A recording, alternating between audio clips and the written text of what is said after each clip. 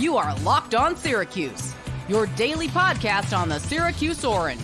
Part of the Locked On Podcast Network, your team every day. We are joined by Neil Adler from inside the Loud House. Syracuse basketball blows a 16-point lead, and yet they still lose by double digits to the Pitt Panthers. Now, there have been a couple of injuries this season. J.J. Starling was hurt in the beginning of the year. Donnie Freeman, the five-star freshman, best recruit since Mello, hasn't played since the Florida State game. And guess what? He's not going to play again this season. Hopefully he returns next year, although that is iffy at best. But last night, about an hour before tip-off, we got more injury news, and it's not exactly ideal.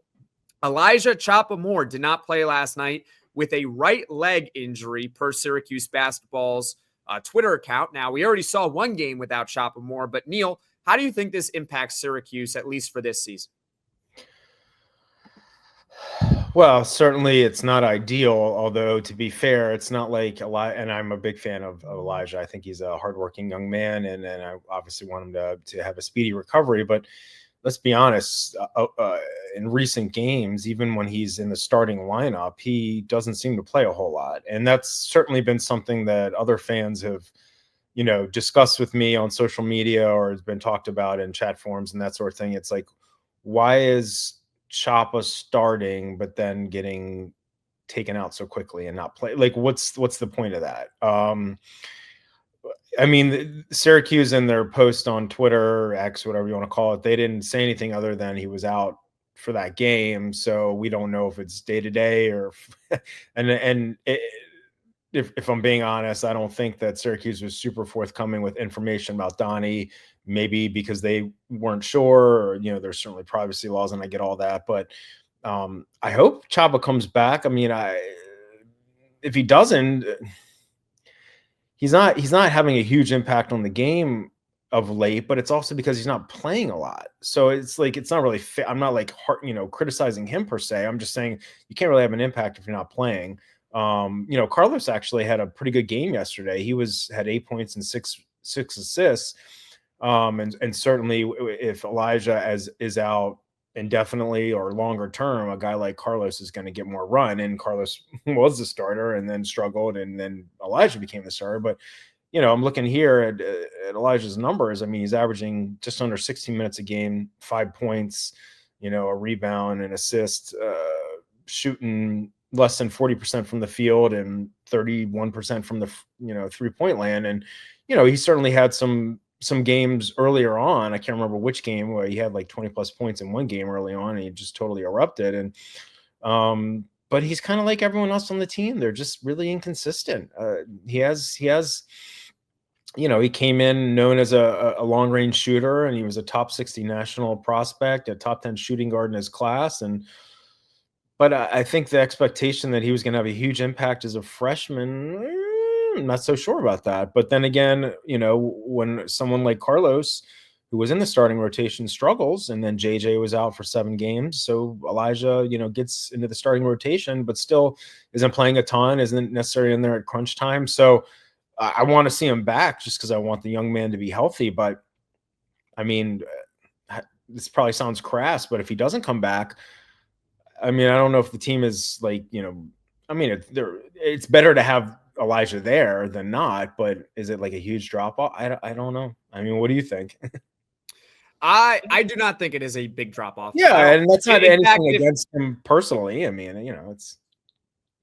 Yeah. I totally get it because I'm with you. I think even if he did play in this game, I don't think it makes much of a difference at all. Like, he's averaging 5 points a game this season. He shoots not even 32% from 3-pointer he's a true freshman, so he could get better, of course, but it's not like he's been setting the world on fire. He's had a couple of moments, especially in the beginning of the season, and that's been about it. But I do think that he has been mismanaged this season. I think that's a fair assessment because make up your mind. Play him or don't play him. Don't start him and then give him a quick hook. He starts and then plays 10 minutes, give or take. Right. And then he just doesn't play the rest of the way. So what's the strategy there, especially with like a freshman, like who you recruited, long-term I mean, he was initially a Boeheim recruit, but obviously stuck with the program when ought to be because he's, close with the other coaches. But it's like Carlos struggles, JJ was out, you insert Elijah into the starting rotation, but then he gets quick hooks, and maybe some of them are justified, but it's like, what does that do for a freshman's confidence level? It's like, I'd rather just see him come off the bench and pay 10 to 15 minutes a game, but not, and I don't make a lot about who's starting versus who isn't. For me, it's who's playing in crunch time.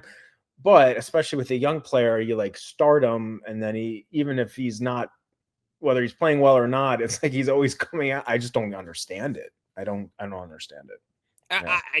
I think we're on the same page here. Yeah. I don't see the benefit in starting him for a few minutes and then just not playing him the rest of the way. Right. I watch it and I'm like, well, why are you even playing him to begin with if this is what your plan is? You might as well just redshirt the guy, which of course you can't do anymore. He's played too many games. But if your plan going in was, well, you know what? Like, we're just going to play him 5-10 minutes a night, even if he's starting the game, which he is when he's healthy, we're going just redshirt the guy then. Well, what's the point? I think he has been mismanaged, even if he's not having the best year when he's been on the floor. What do you think his future is going to be? Because according to Donna Titota from Syracuse.com, she was the one who had the information that he was wearing a boot on his right foot. I don't want to speculate, but we don't know when he is going to come back. So, if he comes back next game, which is in a week against NC State, great. But again, what do you think the future is with Elijah Moore? Yeah, and I did see that from Donna, and I think they mentioned it on the ACC Network broadcast as well, if I'm not mistaken, last night. I mean, if he's in a boot, again, I'm no doctor. They do have, they're not playing again until, what is it, a week from today, a week from Wednesday against NC State. I don't know what to make of anything anymore with this team. I'm not trying to be doom and gloom, and I'd hope that he would come back, but they call it a right leg injury. Is that what they characterize it as? Right leg. They said on Twitter it was a right leg injury. Yeah, and I'm looking at it right here. The reporters saying it's a foot injury. I don't know. It's something on the right side of his lower body. I mean, probably below the knee. And I feel like when they first came out with this stuff about Donnie, they called it a lower left leg, and they used lower in there. Yes, they said lower. Was it the left side or the right side? Oh, okay, maybe I'm mistaken then. I just remember the word. It was the lower left or right leg injury. It was just, and I remember the word lower was in there. Procedure.